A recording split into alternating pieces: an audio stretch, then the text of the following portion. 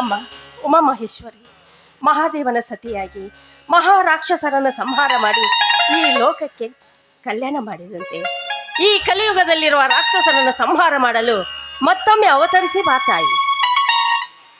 ನಿತ್ಯ ಈ ಭೂತಾಯಿಯ ಸೇವೆ ಕುರಿ ಸೇವೆಯೇ ನಮ್ಮ ಉಸಿರೆಂದು ತಿಳಿದುಕೊಂಡಿರುವ ನಮ್ಮನ್ನೆಲ್ಲ ಉದ್ಧರಿಸು ತಾಯಿ, ಉದ್ಧರಿಸು.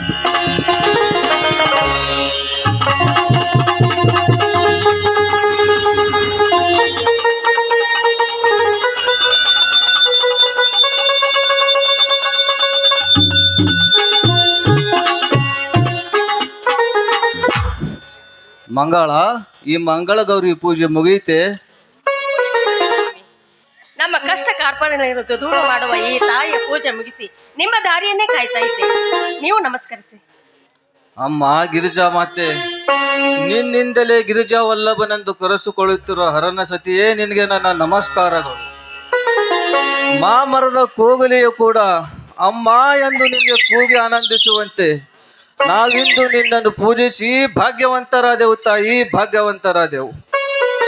ಭೂಮಾತೆಯೇ, ಅನ್ನ ಕೊಡುವ ಮಾತೆ ಎಂದು ಹಗಲಿರುಳು ಮಳೆ ಚಳಿ ಬಿಸಿಲೆನ್ನದೇ ದುಡಿಯುತ್ತಿದ್ದೇವೆ. ಕುರಿಗಳನ್ನು ಸಾಕಿಕೊಂಡು ಭೀಮಾರ್ಜುನರಂತೆ ತಮ್ಮಂದರನ್ನು ಬೆಳೆಸುತ್ತಿದ್ದೇನೆ. ಈ ಎಲ್ಲದಕ್ಕೂ ಸದಾ ನಿನ್ನ ಆಶೀರ್ವಾದ ಇರಲಿ ತಾಯಿ, ಆಶೀರ್ವಾದವಿರಲಿ. ಸ್ವಾಮಿ, ನೀವಾಡುವ ಮಾತಿನಲ್ಲಿ ಇಂದೇಕೋ ಕಠೋರತೆ ಖಂಡಿತಲ್ಲ? ಹೌದು ಮಗಳ, ಹೌದು. ಕಠೋರತೆ ಎಂಬುದು ಈ ಕಠಿಣ ಕಾಲದಲ್ಲಿ ಅಗ್ನಿ ಪರೀಕ್ಷೆಯ ಕಟು ಇದ್ದಂತೆ. ಆ ಪರೀಕ್ಷೆಯಲ್ಲಿ ನಮ್ಮನ್ನು ಗೆಲ್ಲಿಸಿ ಪಾಸು ಮಾಡಮ್ಮ ಎಂದು ಬೇಡಿಕೊಂಡೆ. ಅಂದರೆ ನಿಮ್ಮ ನಿಜದ ಅರ್ಥ? ಇದರ ನಿಜದ ಅರ್ಥ ನೀ ತಿಳಿಯಲು ಬಯಸಿದರೆ ವ್ಯರ್ಥ. ನನ್ನ ಮಾತು ಅಲ್ಲಗಳೆಂದು ನನಗೆ ವಚನ ಕೊಡ್ತೀಯಾ? ಇದೆಂತ ಕೇಳ್ತಾ ಇದ್ದೀರಾ ಸ್ವಾಮಿ? ಪತಿ ಆಜ್ಞೆಯನ್ನು ಪರಿಪಾಲಿಸುವುದೇ ಸತಿಯಾದವಳ ಧರ್ಮ. ವಚನ ಶಾಸ್ತ್ರಗಳ ಹೇಳಿಕೆಯಂತೆ ಸತಿಯಾದವಳು ಪತಿ ಸೇವೆ ಮಾಡದೆ 108 ವ್ರತ ಮಾಡಿದರೂ ಏನು ಫಲ? ಪತಿ ಆಜ್ಞೆಯನ್ನು ಮಾಡಿದವಳು ಅವಳು ಸತಿಯೇ ಅಲ್ಲ. ನೋಡಿ, ನಿಮ್ಮ ಆಜ್ಞೆ ಏನಂತ ಹೇಳಿ, ನಿಮ್ಮ ಪಾದ ಸಾಕ್ಷಿಯಾಗಿ ನಾನು ನಡೆಸಿಕೊಡ್ತೇನೆ. ಎದ್ದೇಳು ಮಂಗಳ, ಈ ನಿನ್ನ ಮಾತಿನಲ್ಲಿ ನನ್ನ ಅಜ್ಞಾನದ ಕಣ್ಣು ತೆರೆಸಿಬಿಟ್ಟೆ. ಈ ಹೃದಯದ ಬಡಿತ ಬದಲಾಗಿಸಿಬಿಟ್ಟೆ. ನಿತ್ಯ ನನ್ನ ನಿಟ್ಟುಸಿರಿನಲ್ಲಿ ಸುಟ್ಟು ಧೂಮ್ರ ಕಣವಾಗಿ ಹೊರ ಹೋಗುವ ನನ್ನ ಪ್ರತಿ ಉಸಿರಿನ ಕಣಗಳು ರಾಮಬಾಣವಾಗಿ ಪ್ರಜ್ವಲಿಸಿ ಉಜ್ವಲ ಭವಿಷ್ಯದ ಮನೆ ರಾಮರಾಜ್ಯದ ಗೂಡಾಯಿತು. ಆ ನನ್ನ ತಮ್ಮ ಬೀರ, ಏನಾಯ್ತು? ಬೀರ ಅಂತ ಅದಕ್ಕೆ ನಿಲ್ಸ್ಬಿಟ್ರಲ್ಲ. ಅವನ ತಾಯಿ ನನ್ನ ತಾಯಿ ಅಕ್ಕ ತಂಗಿಯರು. ಗಂಡನಿಲ್ಲದ ನನ್ನ ಚಿಕ್ಕಮ್ಮ ತಾನು ರೋಗದಿ ಸಾಯುವ ಮುನ್ನ ಈ ಬೀರನೆಂಬ ಕೂಸನ್ನು ನನ್ನ ಕೈಗೊಪ್ಪಿಸಿ ಸತ್ತು ಹೋದಳು. ಆ ಚಿಕ್ಕ ಕೂಸನೇ ಶಕ್ತಿವಂತ ತಮ್ಮನಾಗಿ ಬೆಳೆಸಿದ್ದೇನೆ. ಅವನೆಂದರೆ ನನಗೆ ಪಂಚಪ್ರಾಣ. ಅವನು ಕೂಡ ನನ್ನನ್ನು ದೇವರ ಸಮಾನವಾಗಿ ನೋಡಿಕೊಳ್ಳುತ್ತಿದ್ದಾನೆ.